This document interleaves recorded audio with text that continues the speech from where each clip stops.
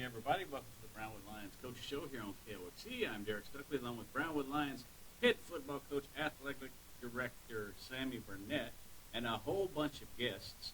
Do you want to get to them now, or do you want to get to them later? Whatever you prefer, sir. Well, let's go ahead and just introduce everybody now. Okay, on the end down there is Slade Espinosa. Right beside him is Kobe Walker, and in the middle is Caleb Bottlewell. 3 of our 5 golfers that are going to Kingsland next Monday, Tuesday for the state golf tournament. Taking a team this year, first time since 1985, I think. So we're really excited about them, what they did in regionals, and what they plan on doing in state. All right. Well, before we talk to them, let's kind of review what happened last week. Okay. Traveled to Austin. I was there from Thursday on. We had 3 kids compete in the state track meet. Hannah Dean finished 7th in the high jump. Wasn't her best day, but for a young lady that's a freshman going to the state meet's a little overwhelming. Thought she did a great job. It was a little chilly that morning. She didn't get 5-4, but competed well, and to finish 7th in the state of Texas as a freshman is a huge accomplishment. Sorry. Popular guy. Yeah, better turn that on. Also had iCall, who jumped triple jump, finished 5th. PR'd his first jump. He jumped 47 feet 6 inches, which was a major accomplishment for him. 2 feet over his PR. Performed exactly what we wanted him to do. His goal was to hit 47. He did that. Performed really well. Had some big jumpers. A kid on his last jump jumped 50 foot 10 inches to win it. They had a couple in the 49s, and then Ike was in 47, and a senior kid that's going to Oklahoma State, passed him by 3 inches. But all in all, it was a great day for Ike. Like I said, he PR'd in district, he PR'd in area, he PR'd in regional, and then he PR'd in state. So the growth that he showed over the end of the year was phenomenal. Ty Savage ran in the 200, the open 200, and the times in that was 3/100ths of a second, I think. Between 1 and 9, he wound up finished 7th. There was a gaggle of them as they crossed the finish line. It was a tight race, but Ty's finished 7th. But all in all, for our kids to go down there and perform and to be in the top 9 kids in the state of Texas, I was real proud of them, the way they conducted themselves and the way they went out there and performed. Baseball finished their season with a 3-game series against Wichita Falls. They were not victorious the first game. Lost 3-2, came back and won by the 10-run rule. Luke Gray threw a no-hitter in the second game, and then played the third game on Friday. Went to Graham and played over there. They were down 7-0 throughout the whole course of the game. Came back and tied that thing up in the last inning, and lost in overtime by a run. But I tip my hat to those guys and what they did, and the accomplishment they had this year, and the senior leadership they had. But all in all, it was a great season for them. I know it wasn't the way they wanted to finish, but unless you win the state championship, no one finishes where they wanted to. So I'm really proud of them and what Coach Harris and his coaching staff did with our boys. Yeah, it's been a very successful athletic season, top to bottom, and then of course we've got one group left to go. Yeah, I mean, it's exciting. We've been to the state track meet. We've been in the state playoffs in multiple sports, boys and girls, all year long. And to cap it off with our boys golf team going to the state meet as a team, we've taken some individuals in the past. Again, like I said, this is the first time since mid-'80s that we've had a team go. These guys competed extremely well, especially these 3 right here. You know, Hudson and Sir sort of lead the group. They're pretty consistent what they shoot, but these guys came in the regionals and shot really well to give ourselves an opportunity. Without them, we don't go.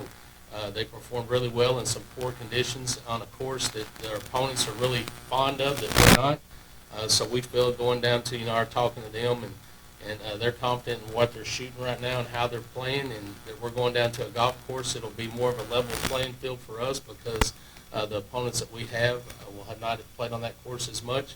And what I'm saying there, we have 5 of the top 6 teams in the state of Texas came out of our region. 3 of us will be there. There's also Bernie's going to be a strong team down there, we feel. Of course, Wimberley has the defending state champ, 2-time state champion as an individual, but they'll have an opportunity. But we feel good at where we are and where these guys are setting. We, being me, I'm not part of that. It's them and Coach Jones, but I go down there and support them the best I can and root them on. But they feel confident where they are. They've been playing in some tournaments and going out there and practicing hard the last month, I guess. It's been almost a month, and excited to see them kick it off Monday. All right. Let's talk to some of the guys. I guess just whoever wants to answer, how are y'all feeling about qualifying for state? What's it mean to y'all? I mean, qualifying, we kind of thought we would, but I don't know. It's just on us from here, what we do at state. Just kind of talk about your season and how you feel y'all have improved from the start to where y'all are right now. I feel like throughout the season we've always shot pretty well as a team, but just as the season went on, we all bonded really well and carried over to playing rounds, shooting, putting up good numbers. Okay.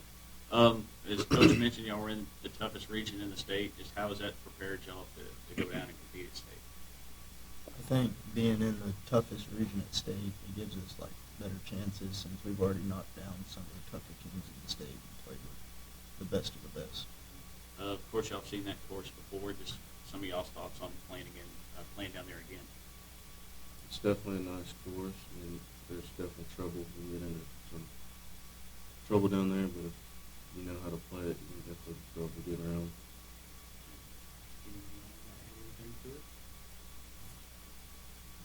I'll mention, going to Lubbock and playing up there, the disadvantage we have going there is those teams that we play in regionals play their district round there, so they get a district preview, then they play their district round there, then they get a regional preview, and then they play the regional round there. So most of those guys know the course. They know what clubs they're going to hit on what holes based on where they hit their drive, and it gives them an advantage knowing the greens and that kind of stuff. If you take us down to Kingsland where they got to play one round there, which was the state preview, and our guys were there as well, it sort of balances the playing field. Those guys are going to have to learn the course on the fly like we have to do when we go to regional.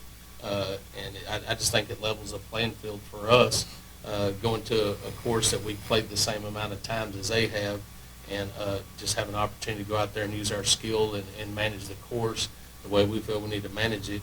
It also makes them do the same with a course that's not familiar. It's no different than if you don't play. We have two courses in town. If you don't play at the country club, if you go over there and play, you're probably not going to shoot as good a round as you would if you play at the hideout all the time, and vice versa. If you're a guy that plays at the country club all the time, going out to the hideout's a totally different course, so it sort of levels the playing field, just like I say, here in town. So that's sort of how we look at it. But our guys are extremely good at what they do. They pick up the course well.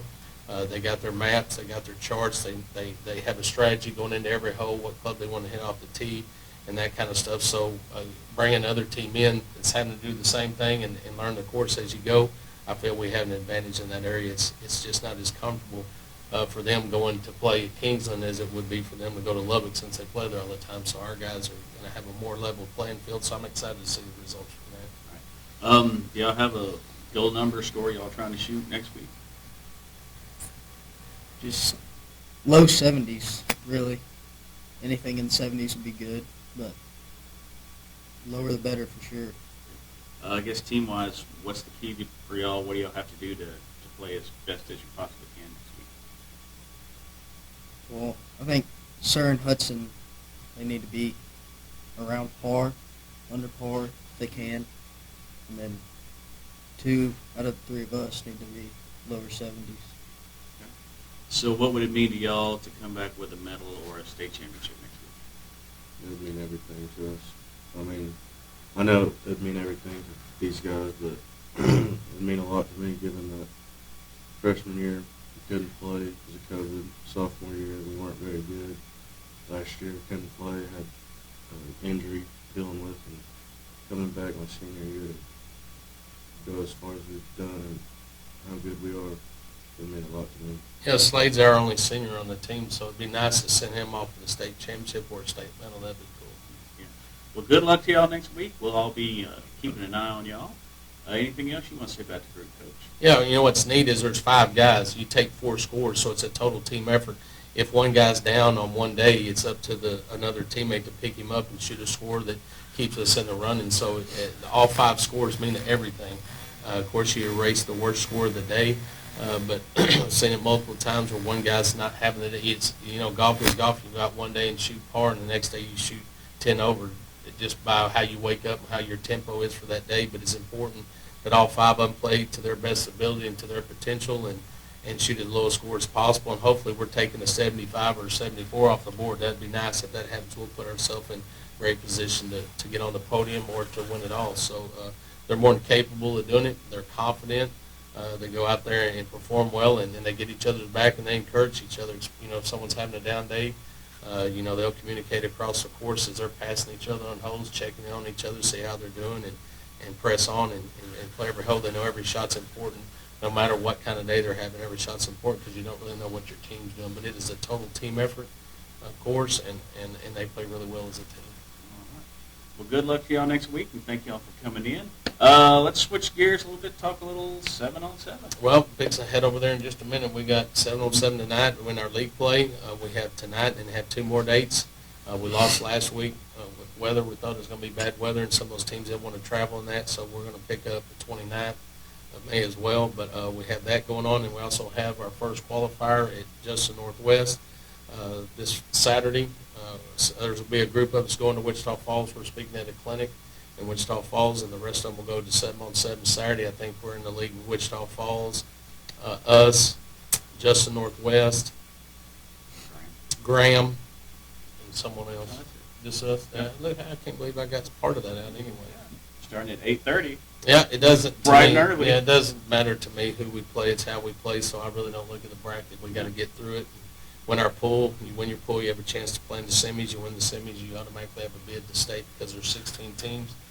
So, like, if we knew what we did last year and qualify in the first tournament, and it takes a little pressure off of them to go out and do it the rest of the year. But we have the 20th in Justin. We'll go the 27th to Bernie. We'll host ours on the 3rd of June, and then we'll finish our state qualifying season on June the 10th at Jim Ned.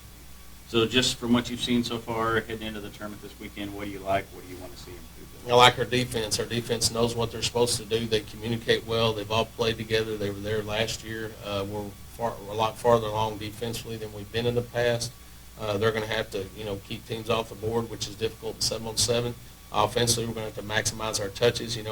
Hall knows what he wants to do. He does a great job of calling plays based on down and distance.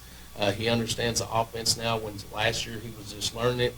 We do have a new core of receivers that are going to have to go in there and understand we can't blow routes. We can't drop balls. They got to find ways to get open and just execute plays. I think they have opportunity to be explosive. They can put up a lot of points if they want to, but you got to maximize every series. I think that'll be the difference. I think our defense will play well. They won't give up tons of points, and we just got to maximize our touches. And like I say, it's key. Run right routes, get open, don't drop the ball. I think that'll be the difference.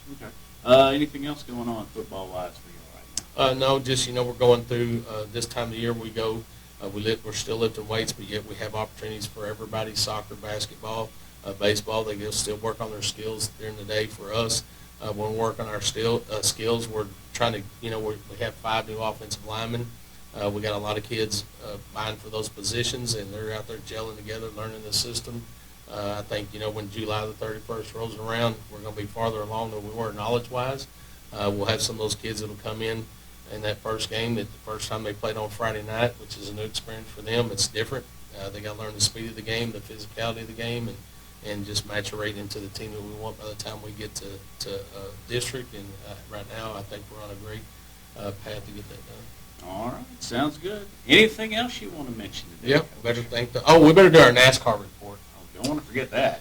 Well, my guy was in fourth place. Kyle Busch, as you know, he goes into the pits, that last pit, the money stop they call it, and he went from 4th to 18th, so I knew I was out. He Lost finished a lot of 8th. money that stop? Stars guy does well as usual. He's a good racer. I got to give her credit. I just like to hack on her, but he had a chance to win that sucker and was wrecked with 2 laps to go. So look at the smile on your face when you said that. When He still finished. He just finished 20th. Yes, he did. He went bye-bye. He should have won it, but he was going to win it. They had a yellow. I had a wreck that stopped. Caution. A caution. Thanks, that brought it back to even, and he got wrecked by the watermelon man, and then William Byron won it. Neither one of us care much for William Byron, but if William wins and her guy doesn't, I'm happy. That's the important thing. That's right. Anybody but Kyle Busch. All right. Anything else? Yeah, today? let's thank those that make this show possible. Auto Glass Magic, Burner Auto Group, Syntex Body and Paint, Syntex Equipment Sales, Citizens National Bank, Dan Hill Containers, Dr. Bon Young, Dr. Pepper Bottling Company, Edward Jones Investments, Hendrick Medical, Howie Enterprises, Humphrey Pete's, Heartland Funeral Home, Landmark Admin, MC Bank, Painter and Johnson Associates, Smith and Sharp Agencies, Sonic Drive-In, Stanley Chrysler, Texas Bank, Weldon Wilson Electric, Western Bank, and Willie's Teas. All right. We will be back here Wednesday on the Brownwood Lions Coaches Show on KOXE, KOXE.com, the KOXE app, and the KOXE Facebook pages. Have a great day, Brownwood.